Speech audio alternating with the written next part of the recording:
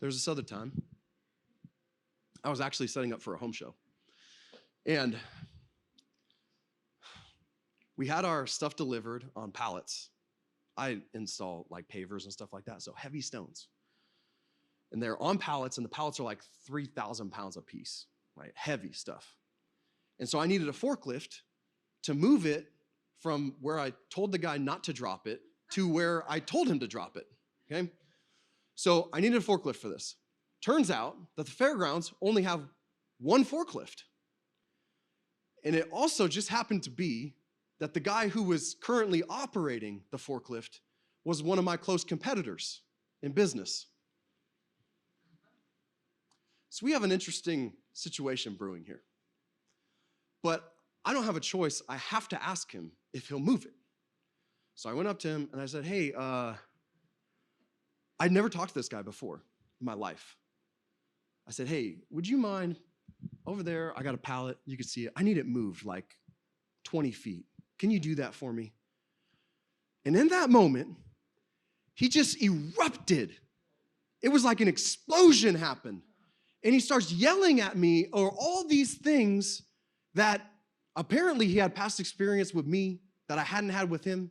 You ever had this happen to you? Like someone knows about you, but you don't know about them. And apparently he had bad experiences with me when I wasn't even there. I never talked to this guy. But I guess like at a couple years ago, similar situation happened. He had an argument with one of my guys. And anyway, he had been festering and brewing this up.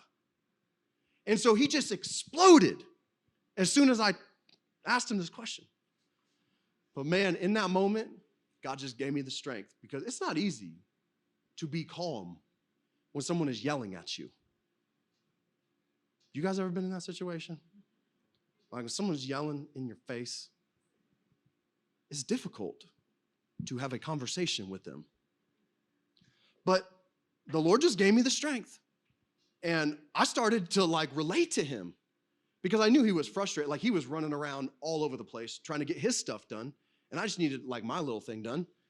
And I'm like, hey, look, I get that you're upset because you're trying to do all these crazy things over. Like he was trying to put together a monstrosity for this show. And he was trying to get all that done. Apparently was running behind. They only have one forklift. And I'm like, look, I get that you're probably frustrated because you got to get your stuff done. They obviously, the whole fairgrounds, one forklift there. I'm like, I'm sorry, dude. Like, I know they should have more than one forklift. Like, I don't know. I just started relating to him. And man, I could see like he was at like 11, not 10, but 11. He was way up there on the angry scale. But I noticed something, like as I started to just have this conversation with him, he started to come down off that 11 and started to really cool off. And I'm like, wow, what a trip. I've never seen anything like this. So he comes down, and then we start to talk about this. And he agrees. He was like, yeah, I'll come over there. Give me a few minutes, and I'll come over there and move for you. I'm like, thanks, dude. Appreciate it. And as I'm walking away, I just said to him, like, hey, after I'm done, I'd be happy to come back and help you. I understand, like, you're under the gun and everything. I'd be happy to come back and help you. This is a competitor of mine. You understand that his display is going to attract people to his booth and not mine. But the Lord just led me to say, oh, I'll help you with yours. I will help you. You know how God tells us to bless those who curse you? Bless your enemies. Pray for them. I had never experienced that like that before.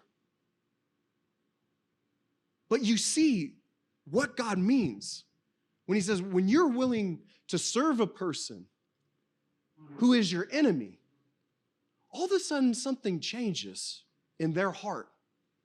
For the last couple of years or whatever it was, he had been just boiling over something that I did when I wasn't even there. But then, after we got over everything he had built up about me in his imagination, he came off of that and started to understand that I wasn't who he made me out to be. This is exactly what we need to do